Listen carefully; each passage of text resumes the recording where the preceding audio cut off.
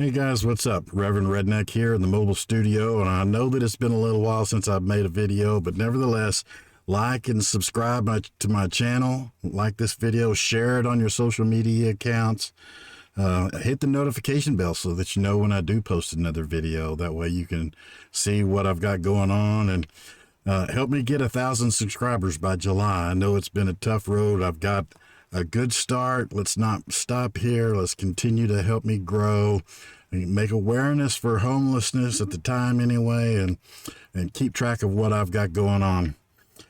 Again, I want to get to 1,000 subscribers by July, and I can't do that without your help. So like and subscribe, share, hit the notification bell, help me out. Today's topic is going to be meeting someone's need, and I'm going to go to the Good Samaritan parable in Luke chapter 10, verses 25 to 37. I'm sure you're well aware of those passages, but we're going to draw some interesting things out of it. The reason I'm going this teaching it this way is because recently at a meeting people with needs, there's kind of a misconception about how to go about helping somebody. Homeless people in particular, and this doesn't necessarily only apply to homeless people, but since I'm homeless and I'm able to talk to a lot of homeless people, that's where I'm at right now. So let's keep that in mind. These things apply to a lot of different kinds of people, and there's not one type of homeless person. There's all kinds of people that are homeless. So homeless people have compound needs, and I don't know what, you kind of have to look at your own resources and see what it is that you can do. I mean, nobody's asking you to go buy a homeless person a house if you can't afford a house of your own. That's not the way this works. But a homeless person has compound needs, meaning they have a lot of different needs that are, and they overlap. You may be able to meet somebody's need over here, but it's, in the end, it's not helping the big picture because they still have another need on the other hand that overlap. So don't think that you're going to solve somebody's problems. You're not supposed to be somebody's savior. You're supposed to be a good neighbor, and you're a good neighbor, and it doesn't matter. You're going to have to use your own best judgment in who to help, and be cautious because, yes, it's true. There are homeless people who are criminals that will do you harm. They'll steal from you. They lie to you. They do drugs. They're prostitutes. All these people need the gospel too. So if you're not prepared to handle those kinds of situations, then you should probably not put yourself in it and find some other avenue of giving God glory. Even the person who has need may not be aware of what their true needs are because there are so many, or perhaps they don't want to tell you what their needs are. Maybe they're embarrassed. There's a lot of reasons why somebody doesn't tell you. There's a big thing that particularly Christians will do is begin to witness to somebody, but when they find out the person has a need that they can't meet, well, then they'll just, let me just pray for you. I guarantee you that homeless people hear that and they're pretty sick of it. So, I mean, yeah, okay, prayer. I'm not trying to say that prayer is bad. Don't want you to get that. But if you don't have the means of truly helping somebody, then there's no real point in trying to help people. You can pray for somebody at home. You just don't give somebody false hope that you're going to help them, and then you're going to drop a prayer on them, especially if you're trying to win somebody to Christ. It's really not effective. That doesn't mean that you have to give somebody $1,000 just so you can present the gospel. You present the gospel no matter what. The outcome is not your responsibility. It's something free given to you, and you give it out freely. That's the important part. So with that in mind, the reason I got on this topic is because a Bible teacher that I was listening to recently was talking about specifically to the person with a need, to tell us what your need is. That way we can meet it. And I have a problem with that kind of dogmatic viewpoint, whether it was dogmatic or not. We get stuck in this area where we have to present things both positively and negatively. Here's what I'm saying. Here's what I'm not saying. That doesn't mean he was saying that. He could have just not said the positive and the negative, which is fine. So if you see somebody in need and you have resources, meeting that need will almost guarantee you an opportunity to present somebody with the gospel. And it doesn't matter if it's a meal, a drink, a coat, a ride. That's something that you really have to be cautious about, giving rides to people, or money. I don't like giving money, but you might not bother you to give money. It's meeting some obvious need that would best open the door for you an opportunity to present the gospel in a way that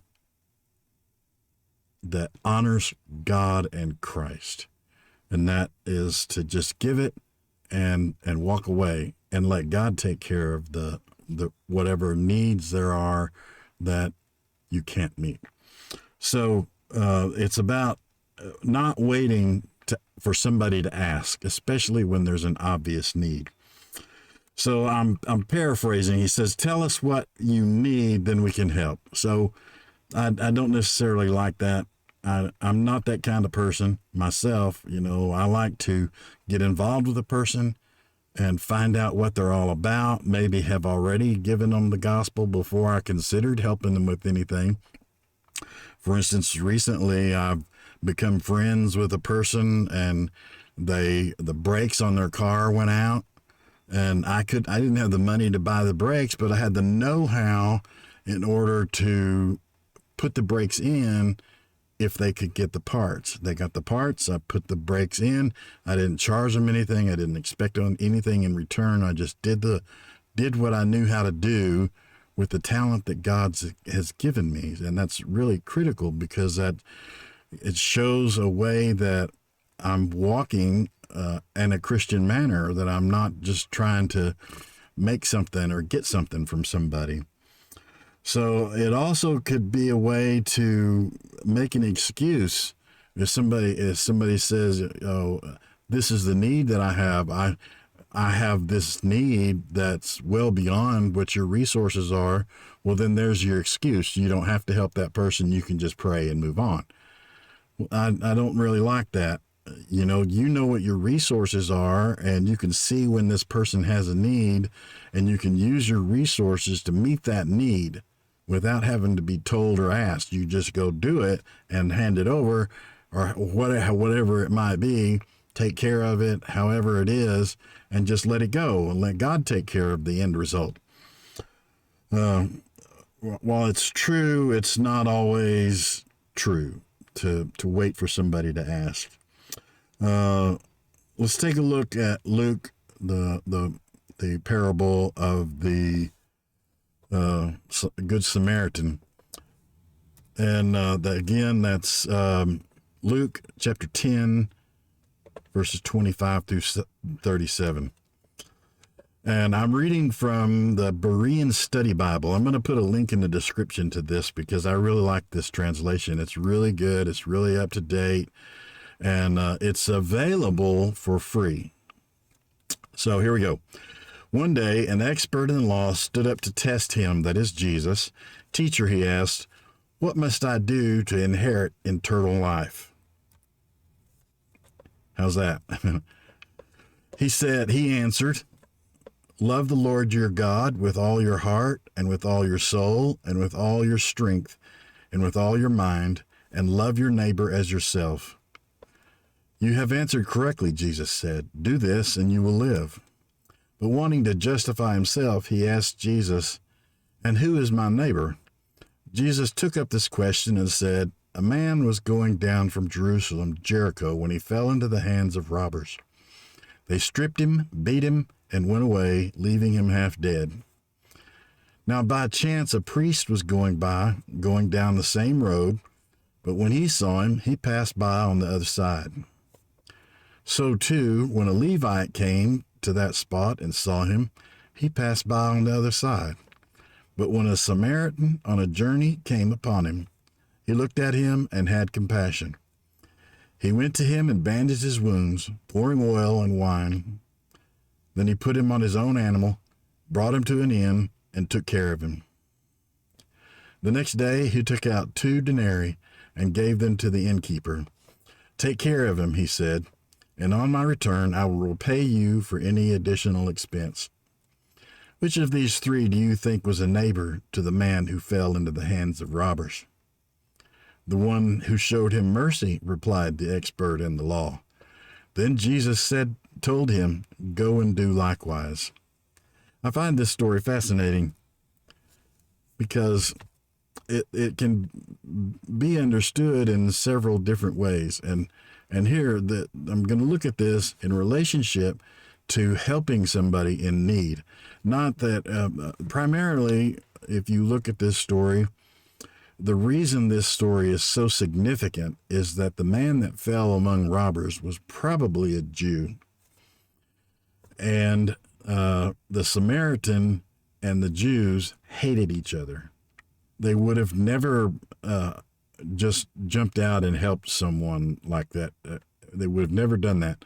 But this Samaritan had compassion on the person and not his religious background. He respected the image of God in the person, and he helped him on that basis and that basis alone. The man needed something. So let's think about, I got lost on okay. So the interesting thing about this story is it's a parable. And what is a parable then?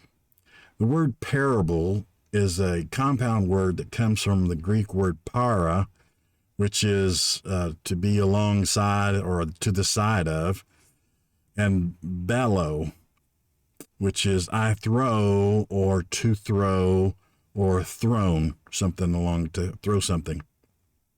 It means thrown alongside of. So a parable is a short story of something in the real world that is thrown alongside a related aspect of the spiritual world. Interestingly, there are some who believe that Jesus used this story from his personal experience, meaning Jesus is the man who fell into the hands of the robbers in verse 20.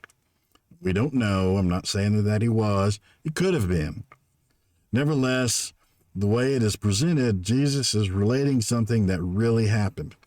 This is probably a story that Jesus had firsthand knowledge of, that or he witnessed possibly. I don't know. It could have been Jesus. Could have been the man in the story. But the Samaritan came and he helped him, and he met some obvious needs. And notice that the man in the parable did not call out to anyone. He didn't say, help me, help me. He didn't say, bandage my wounds and take me to the hospital and pay my bill. He didn't say any of those things. But they were obvious. Does that mean that if you bump into somebody that only has like they need stitches or they need hospital or whatever, are those the only people that you should help? No, that doesn't mean. That's a spiritual aspect of this story, that this man had an obvious need that the Samaritan willfully met in abundance. So the priest and the Levite crossed on the other side of the street.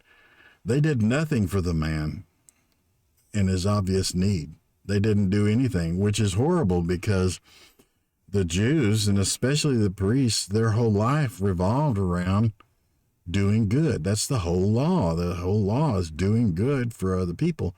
But by this time, they were so far from the law, they didn't even have any clue as to what they were doing as far as a religion. So notice that the Samaritan, without being asked by the man, took care of 4 needs the man had. He took care of his medical care and bandaging his wounds, transported him to a place, put him up in lodging so that he could heal, and protected him from debt because the man had been robbed, so he obviously didn't have any money. He couldn't have paid the innkeeper where he was staying, however many days that he stayed. And if the Samaritan left money, and in case his bill ran higher than what the Samaritan left, then he would have taken care of that bill later. So this Samaritan really did a good deed. He really helped a need that somebody had, even though he wasn't asked to do it. That is mercy and compassion and grace. And that's exactly the kind of life that we're called to, is to see what somebody needs, get to know somebody enough to know what they need, and meet that need. If you, whatever resources you have, if somebody needs a coat, buy them a new coat. Don't get them some raggedy old coat that's been in your attic and eaten up with moths. Go get them a new coat. Go get them some new shoes. If it's not something, if you're going to throw something away and say, well, I'd rather just give this to somebody who needs it. Let me tell you, my brothers and sisters, nobody needs your old rags.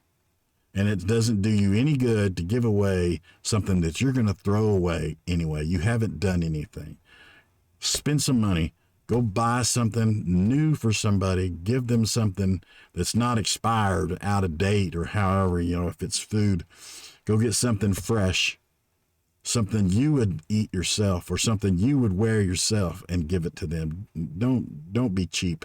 There's no if you're going to be cheap, you might as well not even do anything. You might as well just let it go. So that's all I have for right now. Be sure to catch some of my shorts. I'm going to continue to go through Proverbs. Like I said, I spent several days. I was sick for a few days, and then I had shingles, and then I had to work on my van because I got the solar panels so that I could have power and not have to continually run my generator or my van all the time. Just one thing after another, and then I helped my friend with their brakes and running around back and forth. I've just been super busy, and I'm sorry. I'm going to try to get back to somewhat of a regular schedule. But like I said, share this video, hit the like button, subscribe to the channel so you know that whenever I post a new video, and help somebody in need today.